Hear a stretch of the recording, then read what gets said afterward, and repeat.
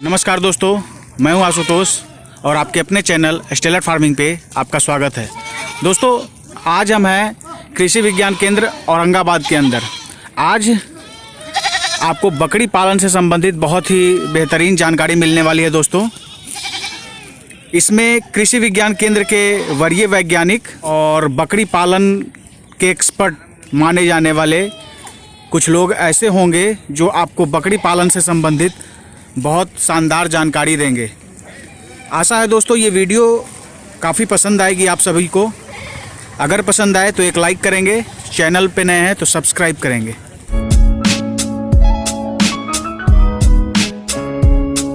नीरज जी, बकरी पालन में आपका रुझान कैसे आया? पढ़ा लिखा होकर भी बेरोजगार था जी। सोचा कि बाहर जाने से अच्छा है कि घर पर ही कुछ रोजगार किया जाए। जी जी। तो कृषि विज्ञान केंद्र सिविस के संपर्क में आए। यहाँ जी के जी। डॉक्टर आलोक भारती जी हम लोग को बहुत कोऑपरेट किए। जी जी। तो बकरी पालन में आए तो सोचा कि बर्बरी नस्ल की बकरी भी रखे, ऐसे ब्लैक बंगाल बकरी भी हम रखे हुए हैं। जी जी। उसके साथ आपने सोचा कि बड़बड़ी को रखूं? हाँ, बर्बरी को रखें ताकि ताकि एक उन्नत नस्ल जो है उसका ये पैदा किया जाए। हाँ, ब्लैक बंगाल में दूध का बहुत बड़ा समस्या है। जी जी। जी जी। उसके पास दूध नहीं है तो जी। दूध के लिए बर्बरी नस्ल का हम चुनाव किए। जी जी। कुछ सिरोही भी रखे हुए हैं। जी जी, बहुत अच्छी बात। अच्छा विपिन जी, आपसे मेरा सवाल है कि बकरी पालन का जो है अभी बहुत रुझान बढ़ रहा है। हम देख रहे हैं कि बहुत लोग जो है इसके प्रति आकर्षित हैं, लेकिन ये भी साथ में हम देख रहे हैं कि जितने तेज़ी से लोग करना चाह रहे हैं तो उतने ही तेज़ी से लोग असफल भी हो रहे हैं। तो इसका मुख्य कारण क्या है? बहुत बहुत सुंदर प्रश्न है आपका आशुतोष जी। जी किसान बंधु, मैं पहले ही बता चुका हूं कि बकरी पालन जब भी करें तो उसको आप वैज्ञानिक विधि से करें, उसकी जानकारी पूर्ण रूप से आप प्राप्त कर लें, उसके बाद आप इस काम को शुरुआत करें। अन्यथा वेबसाइट पर, चैनल पर 1 से 2 महीने में आपको लाखपति और करोड़पति बनाने की बात भी लोग कर देते हैं। जी जी, बिल्कुल। यह वैसा बिल्कुल नहीं है। जी आप इसकी जानकारी को समझ लीजिए, जानकारी प्राप्त कर लीजिए। जिस प्रकार कृषि में जी। वैज्ञानिकों का रोल होता है, उसी प्रकार पशु में भी वैज्ञानिकों का रोल होता है। जी और इस रोल को जो उन्होंने शोध करके हम लोग किसानों के लिए जो देते हैं, उस पर हम लोगों को ध्यान देना चाहिए और उसके अनुसार ही कार्य करने से हमें लाभ मिलेगा। अन्यथा हमारा यह व्यवसाय हमेशा हमेशा के लिए बैठ जाएगा। जी, बिल्कुल बिल्कुल सही बताया आपने।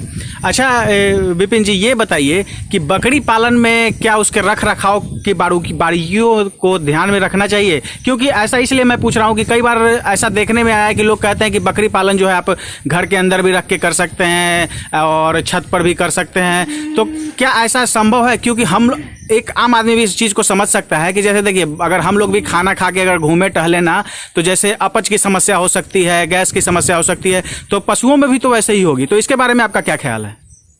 देखिए, ये आपने प्रश्न भी किया और उसका जवाब भी आपने ही दे दिया। जी जी।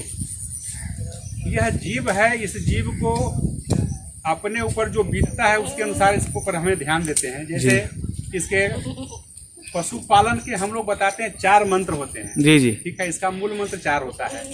आवास एवं रख रखाव। जी। आवास भी उतना ही आवश्यक है और रख रखाव भी उसको उसी तरह से होना चाहिए।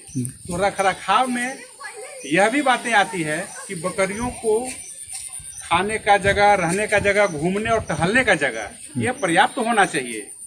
रख रखाव का मतलब क्या, आवास एवं रख रखाव का संबंध इसी बात से ताल्लुक रखता है। जी जी। कि उसको घूमने की जगह, रहने की जगह, खाना खाने की जगह पर्याप्त मात्रा में हो तो बकरी पालन ये करना बिल्कुल आसान है या बिल्कुल संभव है।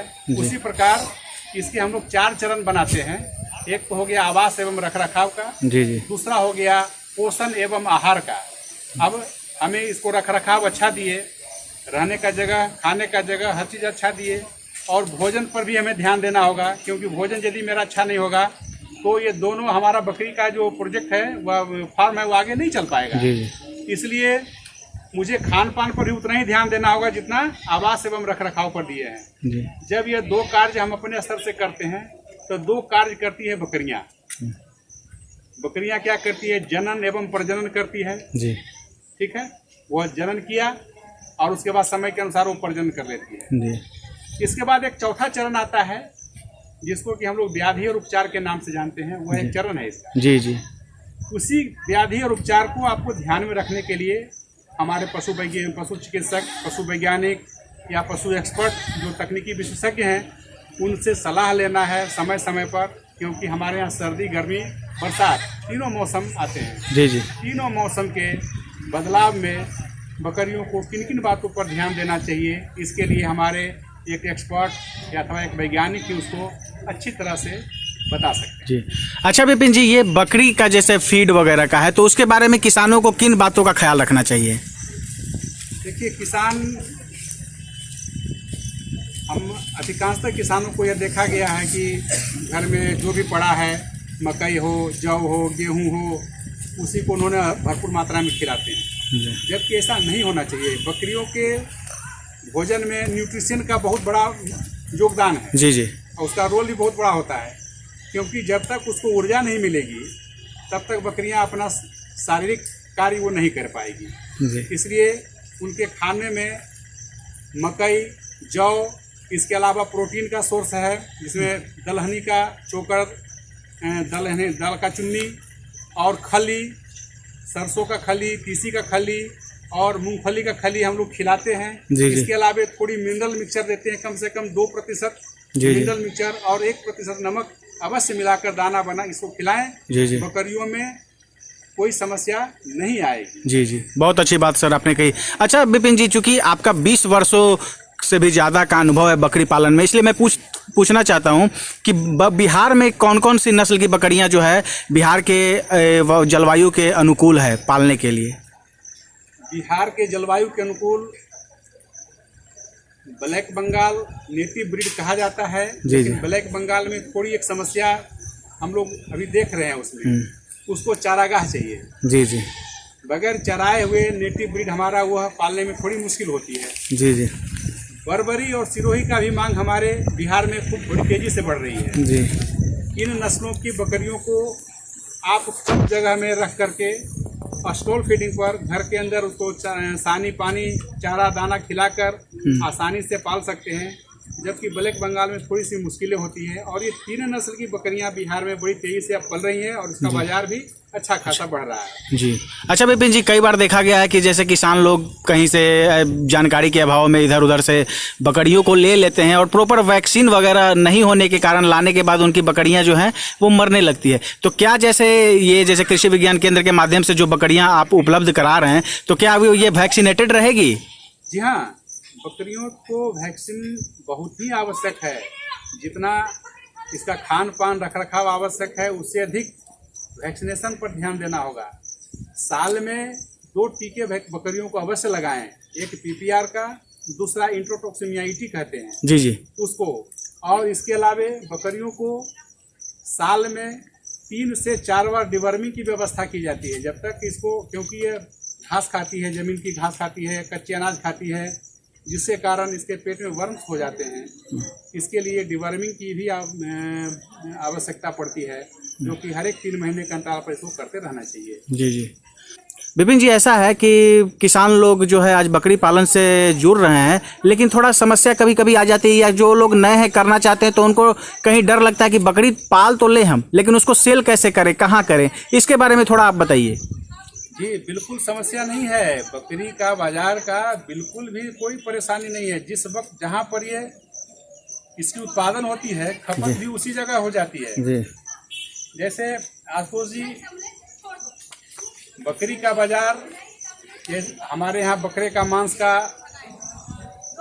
मांग खास करके फेस्टिवल में अधिक होता है। जैसे आप शुरुआत कर लें 1 जनवरी से, 1 जनवरी के बाद फिर होली आती है, उसमें होली के बाद फिर आपका बकरीद आती है, बकरीद के बाद आपका दशहरा आता है, दशहरा के बाद आपका गंगा स्नान आता है, उसके बाद फिर 31 दिसंबर आता है। यह 5-6 फेस्टिवल ऐसे हैं जिसके बाद उस फेस्टिवल में बकरी का मांस लोग अधिक प्रयोग में लाते हैं, उपयोग करते हैं। जी जी। उस समय हम इन बकरों की मार्केटिंग करते हैं। हमारे पास 2 तरह की मार्केटिंग होती है, एक तो बकरे की, दूसरी बकरियों की। जी, तो जी। बकरे का बाजार तो मीट के लिए खुला है बिल्कुल। ये फेस्टिवल में कुछ पार्टी फंक्शन हुआ, उसमें भी कुछ लोगों का डिमांड आ जाता है कि हमको अच्छे नस्ल का, अच्छे क्वालिटी का मटन चाहिए, तो उनको भी उपलब्ध कराया जाता है। दूसरा एक अभी बाजार उभर करके आ रहा है, किसान जो बकरी पालन करना चाहते हैं उनको अच्छी नस्ल की बकरियां कहाँ से मिलेगी? तो उनको अच्छी नस्ल की बकरियां एक अच्छे फार्मर्स के यहाँ से ही मिलेगी। बिल्कुल। ठीक है। तो हमने हमारा एक फाउंडेशन है, वो स्वास्तिक फाउंडेशन। जी। ये स्वास्तिक फाउंडेशन का मतलब हो गया, फाउंडेशन हमारा दोनों दायां, फार्मर और फाउंडेशन दोनों दायां और बायां हाथ है। जी, जी। ठीक है। जी।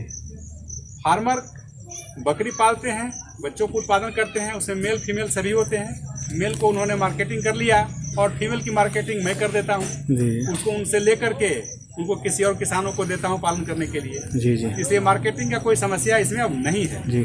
अच्छा, मेरा लास्ट सवाल है विपिन जी आपसे कि जैसे कुछ लोग कहते हैं कि आप 5 बकरी 10 बकरी से करें, तो क्या ये संभव है कि इतना कम से करके या कितना उपयुक्त हो कि किसानों को एक अच्छा मुनाफा मिल सके? क्योंकि देखते हैं कि गांव वगैरह में तो नॉर्मली 8-10 बकरी सब लोग रखते हैं, लेकिन उनकी आर्थिक स्थिति सही नहीं होती। तो एक कितना बकरी के साथ ये व्यवसाय किया जाए? बकरी पालन, जैसे हमारा देश कृषि प्रधान देश है जी। और कृषि का मुनाफा अधिक बढ़ाने के लिए पशुपालन किया गया। जी। ठीक है। तो पशु, कृषि और पशु को उन्होंने फिर वह बैलेंस बना कर रखा कि भाई हमने इतना खेती किए हैं, थोड़ा सा चलो पशु भी डाल लेते हैं, कुछ घर का वेस्टेज होगा वो पशु को खिला देंगे। लेकिन जब पूरा का पूरा पशुपालन पर आएंगे, जब पूरा का पूरा पशुपालन पर निर्भर होंगे, तो जी, फिर जी। संख्या हमारे थोड़ा सा बढ़ाना पड़ेगा। जी, जी। 8-10 बकरियों शुरुआत के लिए तो ठीक है, बहुत अच्छी है। जी, जी। लेकिन जैसे ही 1 साल, 6 महीना, 8 महीना, 10 महीना, 1 साल बीते, जी, जी। तो इसको 10 से बढ़ाकर आप 20-25 पर ले जाएं और वहां से ले जाकर आप 50 पर ले जाएं, जो कि एक बहुत ही अच्छा आंकड़ा है। जी, जी। उस संख्या से आप अच्छी आमदनी कर सकते हैं। जी, जी। इतना जरूरी है। जी, बहुत बहुत धन्यवाद सर, आप दोनों का समय देने के लिए। दोस्तों, आशा है ये वीडियो आपको काफ़ी पसंद आएगी, क्योंकि बकरी पालन से संबंधित हर एक बारीकियों को इसमें ध्यान में रखा गया है और हर एक चीज़ की जानकारी इसमें दी गई है। दोस्तों, ये वीडियो अगर पसंद आए तो एक लाइक करेंगे और चैनल पर नए हैं तो सब्सक्राइब करेंगे। Thank you for watching.